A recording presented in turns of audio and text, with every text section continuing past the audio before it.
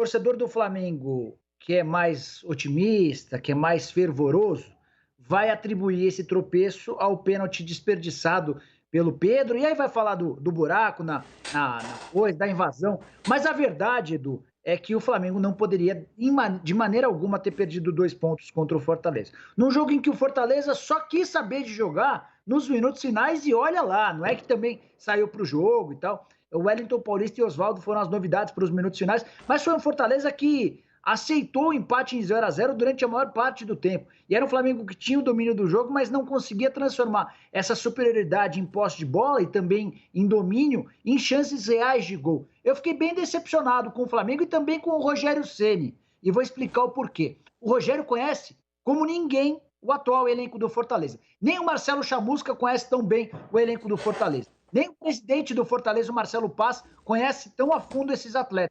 Então o Rogério tinha o antídoto para tentar sair com 3 pontos do confronto contra o Fortaleza. Não conseguiu, volta para o Rio de Janeiro. A 4 pontos do São Paulo. A pergunta é, o Flamengo decepcionou com o empate em Fortaleza?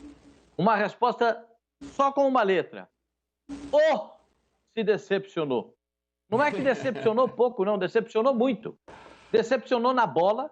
O time do Flamengo não jogou. O primeiro tempo do Flamengo, parecia que o time tinha machucado aquela feijoada, entendeu? Hoje é sábado. Então machucou aquela feijuca, aí vai pro jogo, aí o cara aqui, e toca ali, e pá, e passa pra cá. E não acontece nada, cara. Não acontece nada com o time do Flamengo. O que é isso?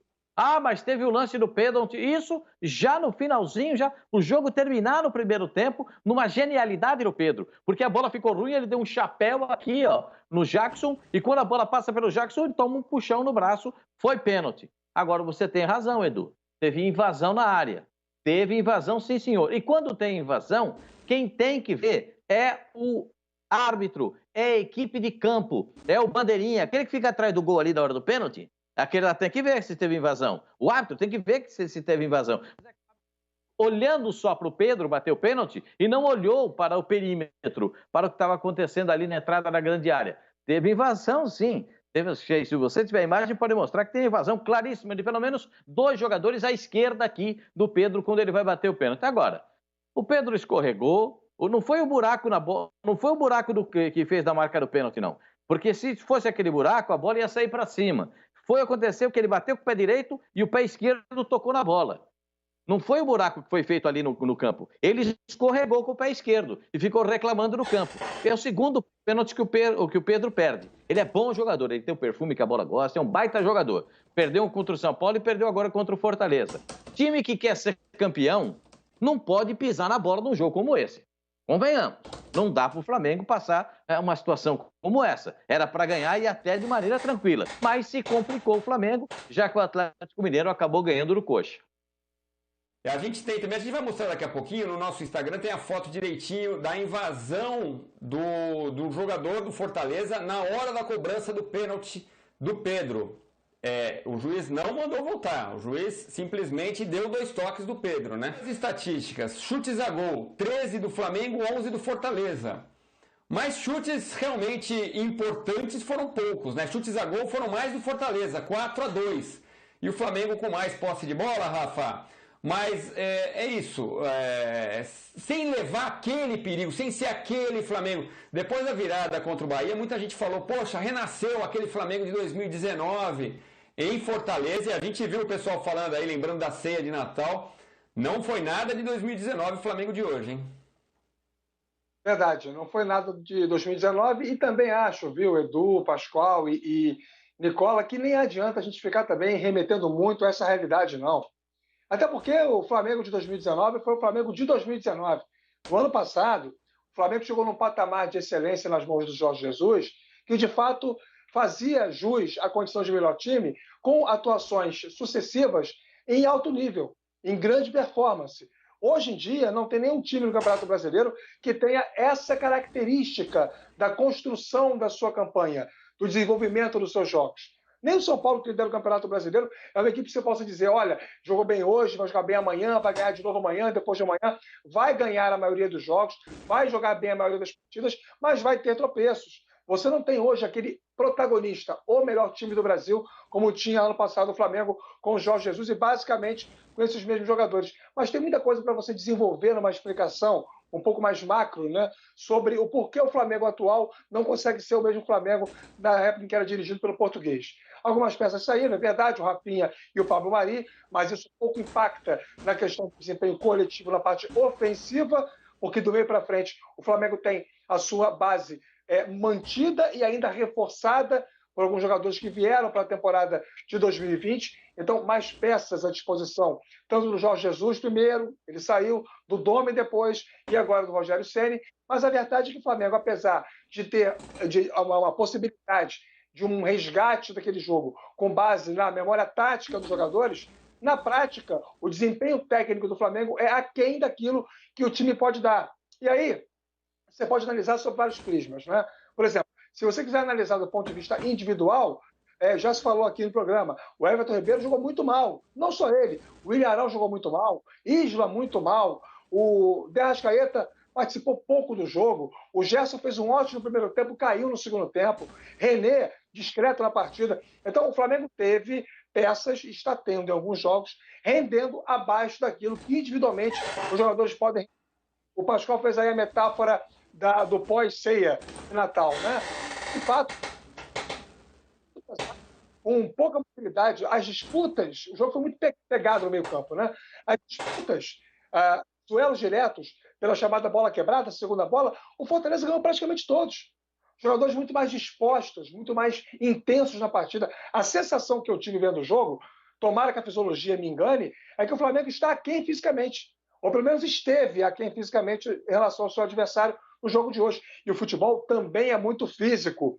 E aí você tem outras questões de autoconfiança de algumas peças e também modelo coletivo de jogo. O Flamengo tem ganho algumas partidas muito mais na qualidade técnica dos seus jogadores, na recuperação de uma parte da autoconfiança, não toda, do que propriamente no modelo coletivo de jogo. E aí o Rogério Ceni está tendo mais tempo para treinar, porque não tem mais a Libertadores, não tem mais o Copa do Brasil, e não conseguiu ainda fazer o Flamengo ser convincente coletivamente.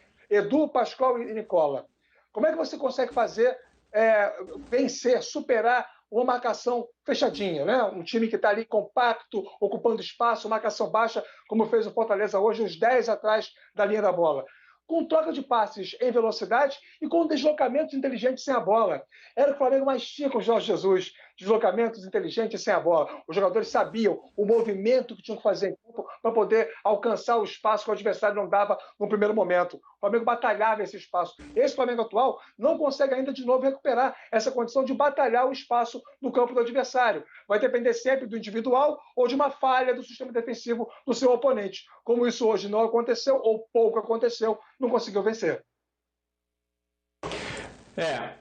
O caso, a jogada individual do Pedro levou ao pênalti. Ele conseguiu matar no peito, levar, conseguiu cavar o pênalti. E aí foi para a cobrança do pênalti, bateu um pé no outro, escorregou. Vamos dar uma olhada no lance. O frame está também no nosso Twitter, no nosso Instagram, do Fox Sports Brasil. Ó. Na hora exata, Nicola, do chute do Pedro, já tem gente do Fortaleza. O Gabriel Dias e o Jackson que estão um pouco mais atrás, Edu. Teria que voltar, não é que poderia. Teria que voltar. A regra diz que se a bola não entra, houve uma vantagem daquele que se beneficiou, no caso, os jogadores do Fortaleza, então precisaria voltar. A questão é que o Pedro bateu mal o pênalti, né? Aí depois ele reclama de ter escorregado e tal. O torcedor do Flamengo pode se apegar a essa história da volta do pênalti. Mas não é só isso, né, Edu? E esse é o ponto. O Flamengo teria a oportunidade, em caso de vitória hoje, de emplacar a 5ª vitória seguida. Vamos debater a respeito das vitórias do Flamengo? Estou aqui com a relação. O último jogo, 4-3 contra o Bahia. Eu não gostei do Flamengo contra o Bahia. Partida anterior, 4-1 do Santos. Era um Santos muito mais preocupado com outras competições do que com o Campeonato Brasileiro, mas o Flamengo fez a parte dele e venceu bem. Aí tinha a vitória contra o Botafogo, 1-1. Eu não gostei. Não, vitória contra o Botafogo por 1-0, óbvio. 1-1 não é vitória. Outro jogo também que o gol só nasce através de um erro, de uma falha do Marcinho, que acabou recuando a bola e permitindo o gol do Flamengo. Então, quando o Rogério Ceni foi contratado pelo Flamengo, eu imaginei que o Rogério Ceni fosse capaz, um toque de mágica, mas com um trabalho que ele fosse capaz de resgatar os melhores momentos do Flamengo. Isso não tem acontecido. Mesmo agora, com o Flamengo tendo apenas o Campeonato Brasileiro para disputar, a coisa ainda é muito devagar. Os passos que o Rogério tem, tá, são bem tímidos. Eu acho que começa a ficar preocupante a possibilidade de o Flamengo terminar a temporada de 2020, no caso em 2021, sem quaisquer dos 3 títulos que tanto sonhavam: Copa do Brasil, Libertadores da América e Campeonato Brasileiro. E aí vai ser uma decepção, Pascoal, para a torcida que esperava um bis em 2020, e já tem gente cornetando forte o Rogério Ceni, o Sérgio Ritous. Fora Ceni, terceira semana de treino, o time está pífio, o Mengão malvadão, Jack é o nome dele. Acho que o Rogério Ceni quis ajudar o Fortaleza, a única explicação para o time ter jogado tão mal depois de mais uma semana livre treinando, Pascoal. Uma semana de treinamentos, a gente consegue ver o trabalho do treinador, né? A movimentação dos jogadores, o trabalho da bola, quando a bola sai no escanteio, quando sai uma falta lateral, uma falta frontal, aí você consegue ver o trabalho do treinador. Agora, a disposição do jogador, se ele está afim de jogar, ou se ele está com aquela preguicinha, aí você sabe que quando bate aquela tiriça no cara, é difícil convencer, né? Aí não tem quem consiga. Às vezes o jogador não está com aquela disposição toda para jogar. Não sei, pode ser que tenha acontecido isso. A gente no Brasil nunca teve, nesses últimos tempos, lá nos primórdios do futebol, sim. Nesses últimos tempos, a gente não teve jogo depois de Natal, vai ter jogo pré-ano novo, essas coisas todas, e logo depois do ano novo. Então, essas coisas todas são experiências novas. Mas eu não gostei mesmo, foi do Flamengo. Não gostei do Flamengo fisicamente, não gostei do Flamengo taticamente, não gostei do Flamengo, do seu comportamento de ânimo dentro de campo, e não gostei do Flamengo na sua objetividade. O time do Flamengo parecia que não tinha objetividade em campo. Nenhuma clareza de jogada, nenhuma clareza de raciocínio. Você via o Flamengo jogar, aí é que é duro, né? Porque a gente fica recordando daquele Flamengo sensacional do Jorge Jesus. Esse não existe mais. Eu acho que eu estou me equivocando, eu não deveria fazer esse tipo de porque aquele não existe mais. O Flamengo é o de hoje. É o Flamengo que está lutando pelo título brasileiro. Eu fiquei com a impressão, e continuo com a impressão, de que só 80% dos jogadores, Pascoal? Desculpa, repete, Edu, por favor. Desculpa te interromper. E tem um jogador aqui entre nós, que é o Delay. Delay bom era aquele do Fluminense, né? Mas ele atrapalha um pouco a nossa conversa aqui. Mas é o seguinte, é que 80% do time tá lá. Então você olha pro time do Flamengo e você pergunta por que não joga pelo menos 80% do que jogava no passado, Pascoal? Não é justo esperar isso? Bom, justo é esperar. Mas todo o movimento que foi feito nessa temporada é muito diferente do que foi feito na temporada passada, né? Não contando, até porque a gente fala assim, não, porque saíram 2 jogadores. Também os jogadores que saíram hoje não fariam tanta diferença no time do Flamengo. Não fariam. O Flamengo ainda até trouxe jogadores, bons jogadores para frente, como o Pedro, um baita jogador, é um baita centroavante. Agora, o que me estranha no time do Flamengo é que aquele lá de 2019, esquece, ele não vai jogar 50%, 60%. O comparativo não é justo. Não é justo com o Rogério Ceni e não é justo com o time do Flamengo. Aquele era um time, ganhou, foi bem demais, ganhou Libertadores, ganhou Campeonato Brasileiro, ótimo. Nós vivemos uma temporada diferente, né? Quem está na liderança do Campeonato Brasileiro não teve problema com Covid-19. Quem está na liderança do Campeonato Brasileiro não sofreu com tantas contusões como os outros. Nós tivemos alguns times que perderam times inteiros para algumas rodadas do campeonato. Palmeiras foi jogar contra o Goiás sem 21 jogadores. O Goiás iria jogar contra o São Paulo sem 12 jogadores. E assim por diante, né? Muitos times, o Atlético Mineiro perdeu jogadores e perdeu técnica, o Flamengo teve lá os seus problemas com Covid-19 logo no início do Campeonato Brasileiro. Então, tudo tem que ser rememorado. É uma história diferente, completamente diferente. Esse jogo do Flamengo, eu fiquei com a impressão de que o time do Flamengo não conseguiu colocar em prática o que ele imaginava também por conta do adversário, da boa marcação do Fortaleza. Mas cabe ao Flamengo criar soluções para isso. Quem tem de Arrascaeta, quem tem Everton, quem tem Pedro, né? Quem tem Gerson, quem tem os jogadores que o Flamengo tem a obrigação de criar, né? O Bruno Henrique, a gente não falou do Bruno Henrique. Sabe por que a gente não falou do Bruno Henrique? Ele só apareceu em um momento, que foi aquele momento que ele perdeu um gol praticamente embaixo do gol, ali no segundo tempo. Ele só apareceu nesse momento. Então a gente não está nem falando do Bruno Henrique. Olha quantas ausências com presenças. Os caras estavam em campo, mas esses não são os jogadores que o Flamengo contratou. É muito diferente.